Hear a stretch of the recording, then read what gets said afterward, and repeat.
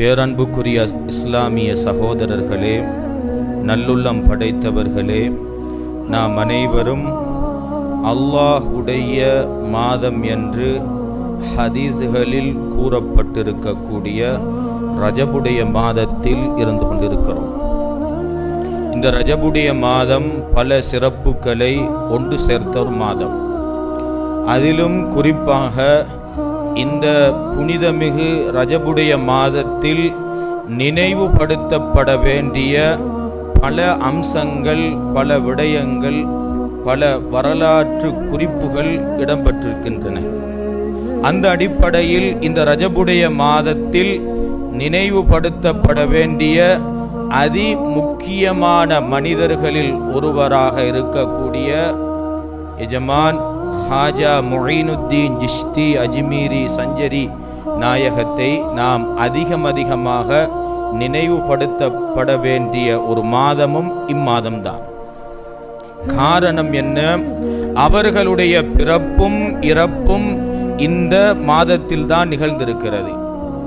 அந்த அடிப்படையில் இந்த உரையில் ஹாஜா நாயகத்தினுடைய வரலாற்று குறிப்புகள் சிலவற்றை உங்களோடு பகிர்ந்து கொள்ளலாம் என்று ஆசைப்பட்டவனாக,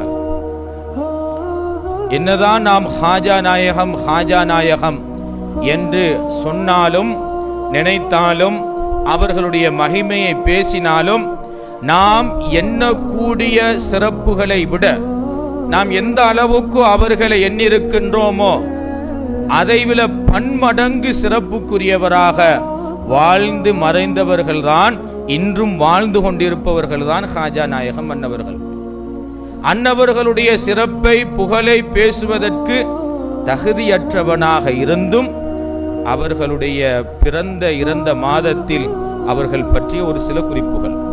ஹாஜா நாயகத்தினுடைய வரலாறு அவர்களுடைய பாட்டனாருடைய வரலாறிலிருந்து ஆரம்பிக்கின்றன. அவர்களுடைய பாட்டனார், அவர்களுடைய தந்தையின் பெயர், ஹாஜா நாயகத்தினுடைய தந்தையின் பெயர் கியாசுத்தீன் அஹ்மதி என்பதாகும். அவர்களுடைய பாட்டனாருடைய பெயர் கமாலுத்தீன். அவர்கள் அப்பாசிய ஆட்சி நடக்கக்கூடிய காலத்தில் வாழ்ந்தவர்கள். பல அதாபுகளுக்கு உள்ளாக்கப்பட்டவர்கள். அப்பாசிய ஆட்சியாளர்கள் கண்மணி நாயகம் ஸல்லல்லாஹு அலைஹி வஸல்லம் அன்னவர்களுடைய புனிதம் வாய்ந்த குடும்பத்திற்கு பல ரீதியில் அதாபு கொடுத்தார்கள், வேதனை கொடுத்தார்கள். அதனால் அஹ்லு பைத்தை சேர்ந்தவர்கள் வேறு வேறு இடங்களுக்கு இடம்பெயர்ந்தார்கள். அந்த அடிப்படையில் ஹாஜா நாயகத்தினுடைய தந்தையினுடைய தந்தை பாட்டனாரும் இஸ்ஃபஹான் என்ற இடத்திற்கு வருகிறார்கள். அங்கு வந்து அவர்களுடைய மகன் கியாசுத்தீன் அந்த இடத்தில் தான் பிறக்கின்றார். அவர்களுக்கு நாயகம் ஸல்லல்லாஹு அலைஹி வஸல்லம் அன்னவர்களுடைய வம்சத்தை சேர்ந்த ஹசன் ரலியல்லாஹு தஆலா அன்ஹு அவர்களுடைய வம்சத்தில் வந்த மாஹேனூர் என்ற ஒரு பெண்மணியை திருமணம் முடித்து கொடுத்தார்கள். திருமணம் முடித்து கொடுத்ததன் பிறகு புனித ஹஜ் யாத்திரை சென்றார்கள். ஹாஜா நாயகத்தினுடைய பாட்டனார் அவர்கள் ஹஜ் யாத்திரை சென்று காபத்துல்லாவில் எல்லா இபாதத்துக்களையும் முடித்ததன் பிறகு முல்தசிம் என்ற இடத்தில் வைத்து ஒரு துஆ கேட்டார்கள். யா அல்லாஹ், எனது குடும்பத்தில், எனது வம்சத்தில் நீ ஒரு குத்துபை உருவாக்குவாயாக, ஏற்படுத்துவாயாக என்ற ஒரு துஆவை ஹாஜா நாயகத்தினுடைய பாட்டனார் துஆ செய்தார். அந்த துஆ செய்து முடித்ததன் பிறகு ஹாஜா நாயகத்தினுடைய பாட்டனார் இஸ்ஃபஹானுக்கு வந்ததன் பிறகு அவர்களுடைய மகன் கியாசுத்தீன் அஹ்மது என்பவர்களை அழைத்து சொன்னார்கள், நான் கஅபத்துல்லாவில் வைத்து இந்த துஆ கேட்டிருக்கிறேன். நீங்கள் கஅபத்துல்லாவுக்கு சென்றால் எனது தகப்பனார் கேட்ட துஆவை நீ கபூல் செய்து கொள்வாயாக என்ற துஆவை நீங்கள் கேட்க வேண்டும் என்பதாக ஏவியும் இருந்தார்கள். இது போன்ற ஒரு துஆவையும் எமது அபுல் இர்ஃபான் அப்துல் ஜவாத் ஆலிம் வலியுல்லா நாயகம் மன்னவர்கள் அவர்கள் ஹஜ் யாத்திரைக்கு சென்ற பொழுதும் இது போன்ற ஒரு துஆவை கேட்டிருக்கிறார்கள். யா அல்லாஹ், எனது குடும்பத்தில், எனது வம்சத்தில் நீ ஒரு குத்துபை வெளிப்படுத்துவாயாக, அல்லாஹ் அந்த துவாவை ஒப்புக்கொண்டான். இன்றைய முன்னால் அந்த குத்துபு இருக்கிறார்கள். அப்ப ஹாஜா நாயகத்தினுடைய பாட்டனார் தனது மகனிடத்தில் அஸ்ஸையது ரியாசுத்தீன் அகமது அவர்களிடத்தில் சொன்னார்கள், நான் கஅபத்துல்லாவில் இந்த துவாவை கேட்டிருக்கிறேன், நீங்கள் ஹஜ்ஜுக்கு செல்லுங்கள், அதே துவாவை கேட்டு வாருங்கள், எனது துவாவை அங்கீகரிக்க சொல்லுமாறு இறைவனிடத்தில் நீங்கள் கேளுங்கள் என்று சொன்ன பொழுதோ அஸ்ஸையது ரியாசுத்தீன் நாயகம் மன்னவர்கள் ஹஜ்ஜுக்கு சென்று அது போன்ற ஒரு துவாவை கேட்டார்கள். அல்லாஹ் அவர்கள் இருவருடைய துவாவையும் ஒப்புக்கொண்டான். உலகம் வியந்து பார்க்கக்கூடிய ஒரு குத்துபு உருவானார்கள். அஸ்ஸையது மாஹேனூர் அஸ்ஸையிதா மாஹேனூர் அன்னவர்களுடைய வயிற்றுனுள் அந்த கரு உருவானது. அந்த கரு உருவாகி 4 மாதங்கள் கழிந்த பொழுது வயிற்றுனுள் இருந்த ஹாஜா நாயகம் சார யதுக்குருல்லாஹ தஆலா அல்லாஹ்வுக்கு சுப்ஹானஹு தஆலாவை திக்ர் செய்ய ஆரம்பித்தார்களாம். இதை அவர்களுடைய தாயார் சையீதா மாஹேனூர் அம்மையார் அவர்கள் குறிப்பிட்டிருக்கிறார்கள். என்ன துஆ, என்ன திக்ர் செய்தார்கள்? லா இலாஹ இல்லல்லாஹ் என்ற திக்ரை அவர்கள் பிறக்கும் வரை செய்து கொண்டே இருந்தார்களாம். அருமை நாயகம் ஹாஜா அவர்கள். நாட்கள் கடந்தன. ஹாஜா நாயகத்தினுடைய பிறப்பு நிகழ்ந்தது. ஹாஜா நாயகம் குராசான் நாட்டினுள்ள சஞ்சர் என்ற மாவட்டத்தில் ஜிஷ்தி எனும் ஊரில் ஹிஜ்ரி 530 என்றும் 537 என்றும் வரலாற்று கிதாபுகளில் குறிப்பிடப்பட்டிருக்கிறது.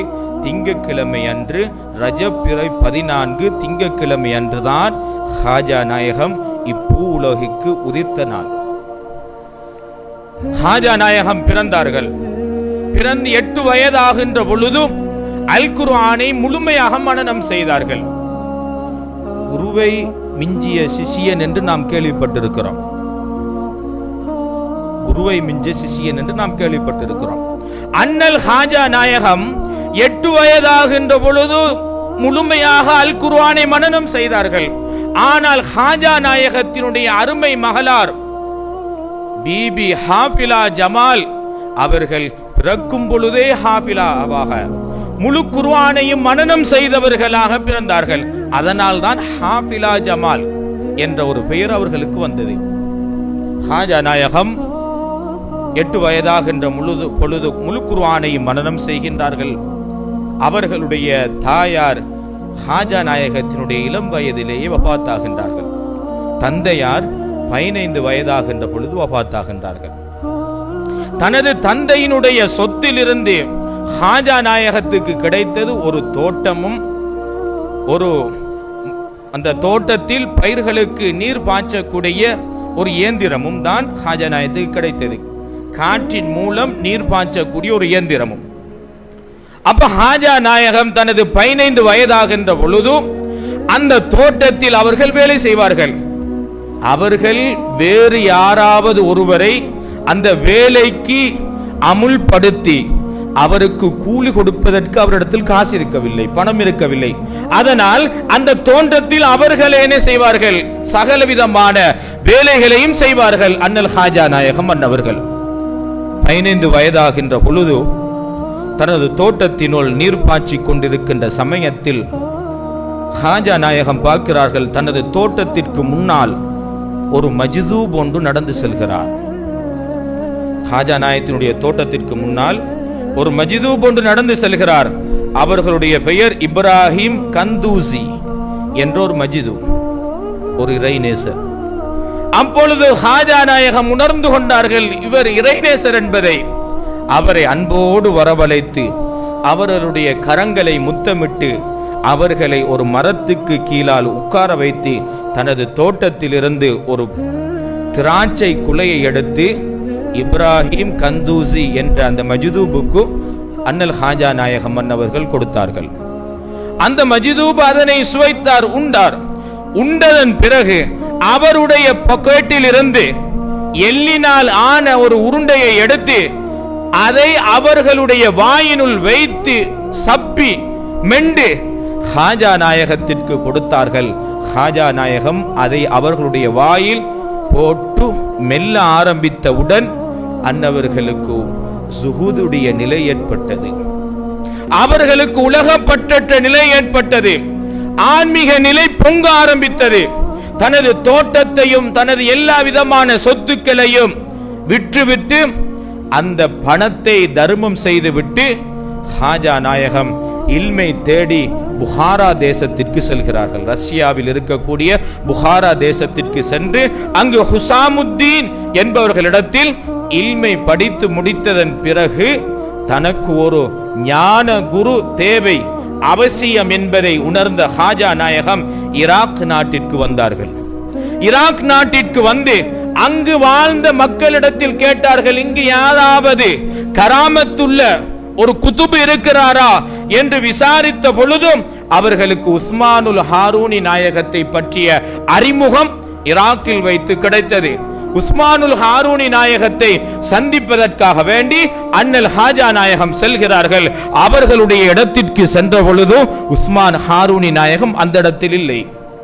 உஸ்மான் ஹாரூனி நாயகம் அப்பொழுது பகதாதில் உள்ள ஜுனைதுல் பகதாதி நாயகத்தினுடைய பள்ளிவாசலில் இருந்து கொண்டிருந்தார்கள். ஹாஜா நாயகம் அந்த பள்ளிவாசலுக்குள் சென்று மிக மரியாதையோடு உஸ்மானுல் ஹாரூனி நாயகத்தை சந்தித்து அவர்களுடைய கரங்களை முத்தமிட்டார்கள். உஸ்மான் ஹாரூனி நாயகம் புரிந்து கொண்டார்கள், இவர் நமக்குரிய முரீது என்பதை. 40 நாட்கள் உஸ்மானுல் ஹாரூனி நாயகம் ஹாஜா நாயகத்தை தன்னோடு வைத்துக் கொண்டார்கள். எல்லா விதமான ஞான கலைகளையும் படித்துக் கொடுத்தார்கள். 41வது நாள் ஹாஜா நாயகத்தை அழைத்து முன்னால் இருப்பாட்டி உஸ்மானுல் ஹாரூனி நாயகம் சொன்னார்கள், உங்களுடைய கண்களை மூடுங்கள் என்று. ஹாஜா நாயகம் கண்களை மூடினார்கள். இப்பொழுது உங்களுடைய கண்களை திறங்கள். ஹாஜா நாயகம் திறந்தார்கள். வானத்தை பாருங்கள் என்று சொன்னார். ஹாஜா நாயகம் வானத்தை பார்த்தார்கள். பிறகு உங்களுடைய கண்களை மூடுங்கள் என்பதாக உஸ்மானுல் ஹாரூனி நாயகம் சொன்னார்கள். ஹாஜா நாயகம் கண்களை மூடினார்கள். பூமியை பார்க்குமாறு சொன்னார்கள். ஹாஜா நாயகம் பூமியை பார்த்தார்கள். மீண்டும் கண்களை மூடுங்கள், மூடினார்கள். கண்களை திறங்கள். ஹாஜா நாயகம் திறந்தார்கள். இப்பொழுது உங்களுக்கு என்ன விளங்குகிறது என்பதாக ஹாஜா நாயகம் கேட்ட பொழுது, உஸ்மானுல் ஹாரூனி நாயகம் கேட்ட பொழுது ஹாஜா நாயகம் சொன்னார்கள், ஆதம் அலைஹிஸ்ஸலாத்து வஸ்ஸலாம் அன்னவர்கள் முதல் அண்ட கோடிகளும் எல்லா படைப்புகளும் மர்மைமலை உள்ள எல்லா படைப்புகளும் நாயகமே எனக்கு விளங்குகிறது என்பதாக ஹாஜா நாயகம் சொன்ன பொழுது உஸ்மான் ஹாரூனி நாயகம் சொன்னார்கள், உங்களுடைய நோக்கம் நிறைவேறிவிட்டது.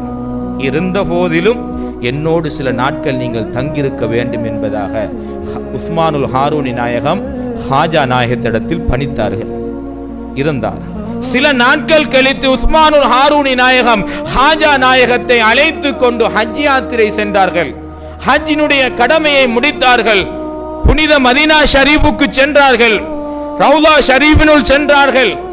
ஆரம்பமாக உஸ்மானுல் ஹாரூனி நாயகம் ஸல்லல்லாஹு அலைஹி வஸல்லம் அவர்களுடைய ரவுலா ஷரீஃபாவுக்கு முன்பதாக நின்று சலாம் சொன்னார்கள். அதன் பிறகு ஹாஜா நாயகம் சலாம் சொன்னார்கள். அவர்கள் சலாம் சொன்ன அடுத்த நிமிடம் கபரினிலிருந்து ரவுலா ஷரீஃபினிலிருந்து பதில் வந்தது, வஅலைக்குமுஸ் ஸலாம் யா குதுப ஹிந்த். இந்தியாவினுடைய குதுபே, உங்களுக்கு உங்கள் மீது சலாம் உண்டாகட்டும் என்பதாக நாயகம் ஸல்லல்லாஹு அலைஹி வஸல்லம் மன்னவர்கள் பதில் உரைத்தார்கள்.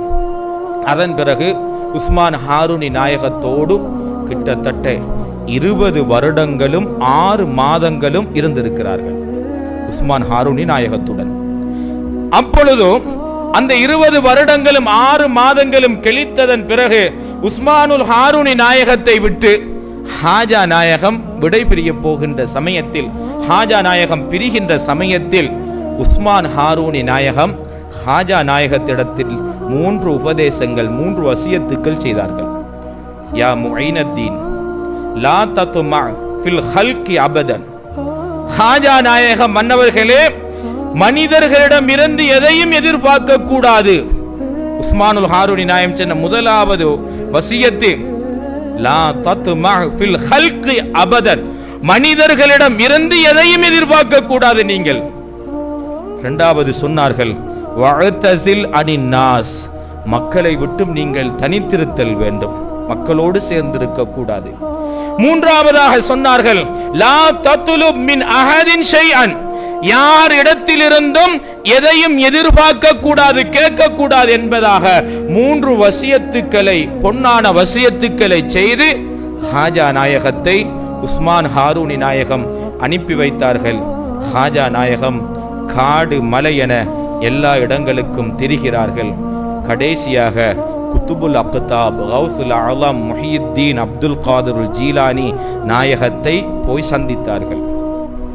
அவர்களுடைய சந்திப்பு, ஹாஜா நாயகம் குத்துபு நாயகத்தை சந்தித்த பொழுது உயிருடன் சந்தித்தார்கள் என்றும், ஹாஜா நாயகம் குத்துபு நாயகத்தை குத்துபு நாயகத்துடைய வஃபாத்துக்கு பிறகு சந்தித்தார்கள் என்றும் வரலாற்றில் கூறப்பட்டிருக்கிறது.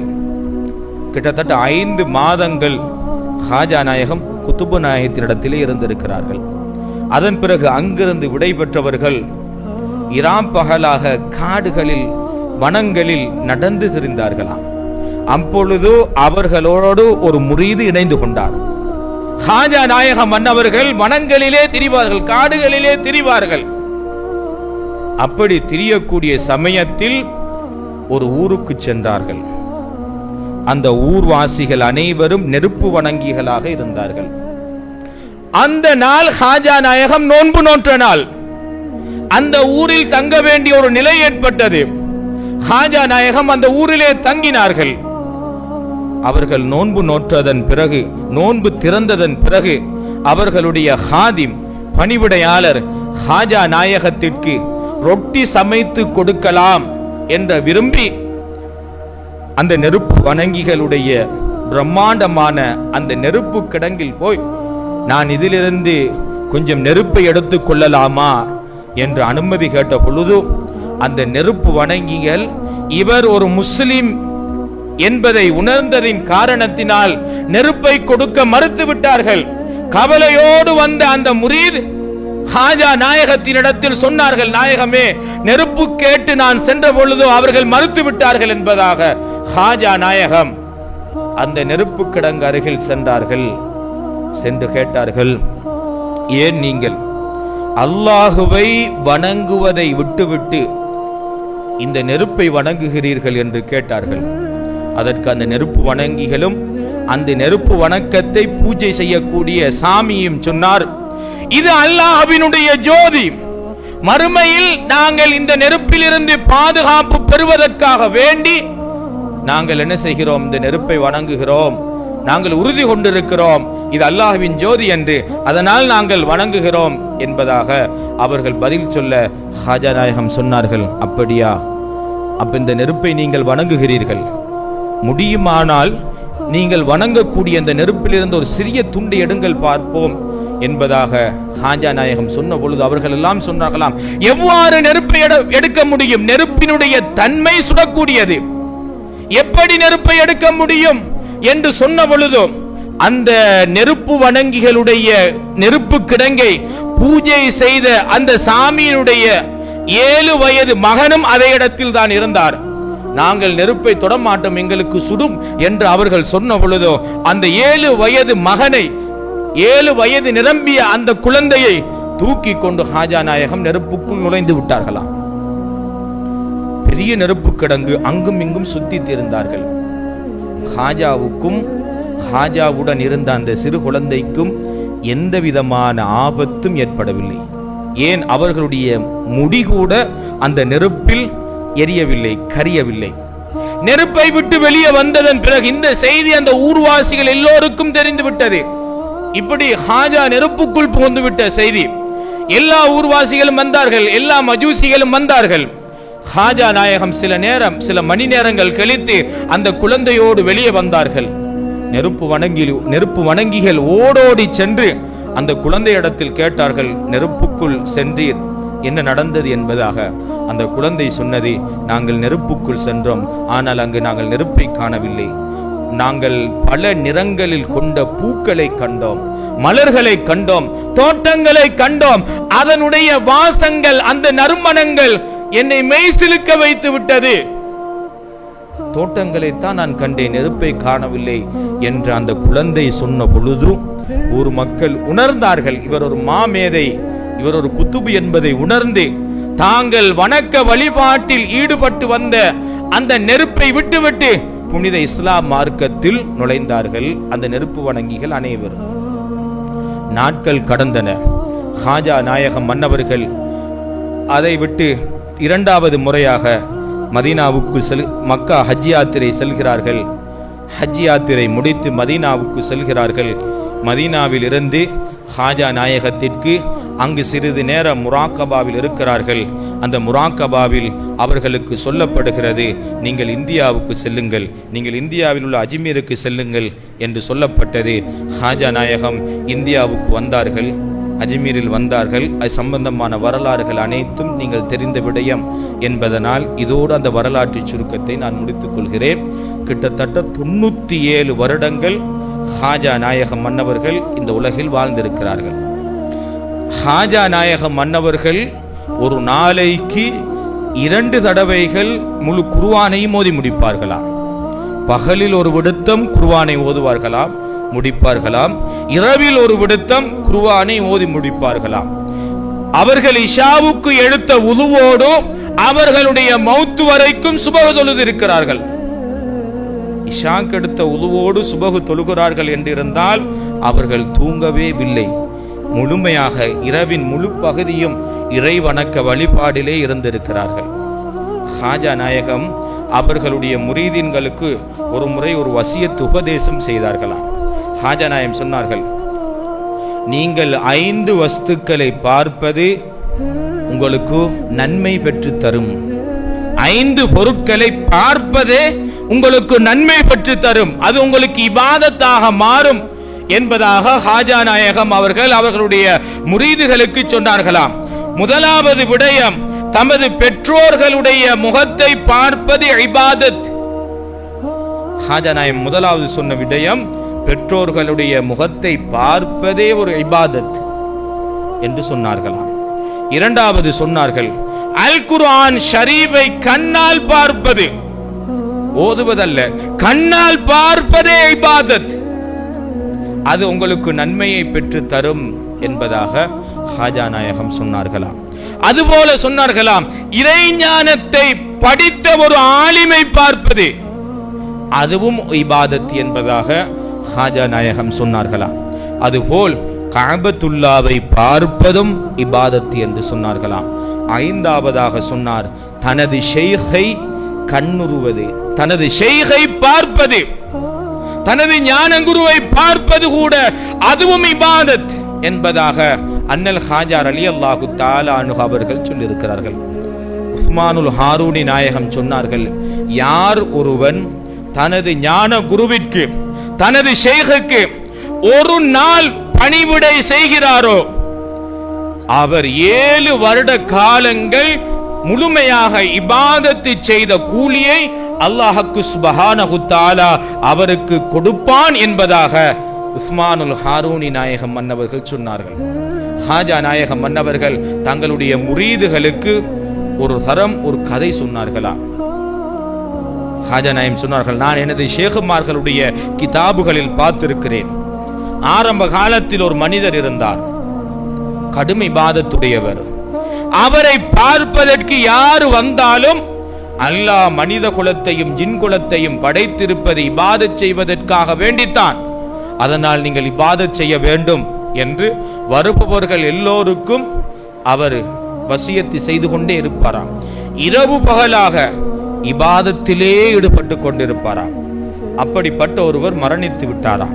ஹாஜா நாயகம் சொல்கிறார்கள், அவர் மரணித்து விட்டாராம்.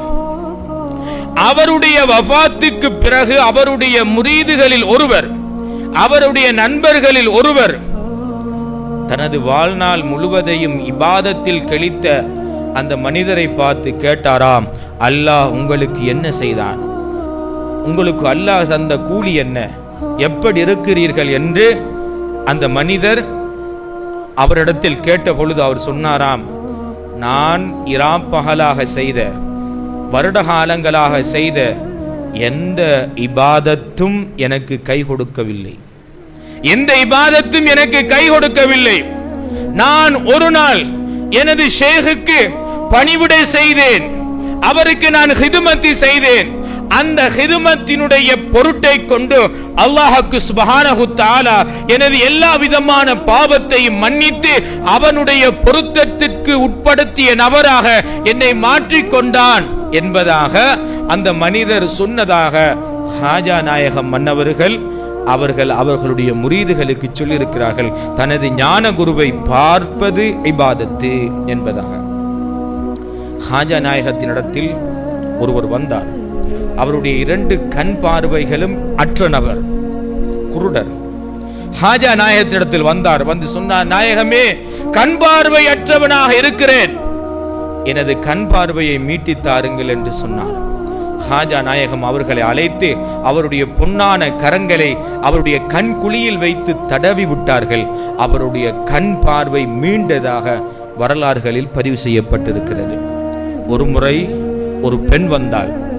பெண் வந்து சொன்னால், நாயகமே, எனக்கு 7 பெண் குழந்தைகள், நான் 7 குழந்தைகள் பெற்றெடுத்திருக்கிறேன், 7 பெண் குழந்தைகள். நாயகமே, எனது கணவன் விரக்தி அடைந்து விட்டார், அவர் ஆண் குழந்தையை விரும்புகிறார். நீ ஆண் குழந்தை பெற்று தரவில்லை என்றால் உன்னை தலாக்கி செய்து விடுவேன் என்பதாக அவர் என்னை மிரட்டுகிறார். நாயகமே, என்னால் தாங்க முடியவில்லை, எனக்கு உதவி செய்யுங்கள், எனக்கு துஆ செய்யுங்கள் என்று அந்த பெண் மண்டாடி நின்றாள். அப்பொழுது அவள் ஒரு நிறை மாச கர்ப்பிணியாகவும் இருந்தாள். 8வது குழந்தை வயிற்றினுள்.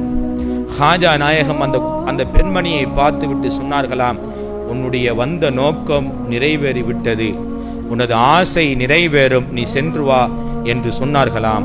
அந்த குழந்தை, அந்த பெண் 8வதாக பெற்றெடுத்தது ஒரு ஆண் குழந்தையை பெற்றெடுத்தாளாம். இப்படி ஹாஜா நாயகம் மன்னவர்கள் அவர்கள் வாழ்கின்ற சமயத்திலும் அவர்கள் வாழ்ந்து மன்னரையில் புகுந்ததன் பிறகும் எண்ணற்ற கராமாத்துக்களை இன்று வரைக்கும் காட்டிக்கொண்டே இருக்கிறார்கள். ஹாஜா நாயகத்தை நினைப்பவர்களை செல்வந்தனாக மாற்றக்கூடிய பலத்தை அல்லாஹ்வுக்கு சுப்ஹானஹு தஆலா அவருக்கு கொடுத்து வைத்திருக்கிறார்.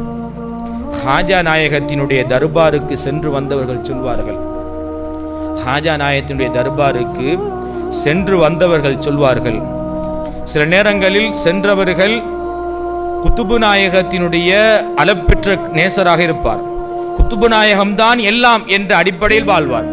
சிலர்கள்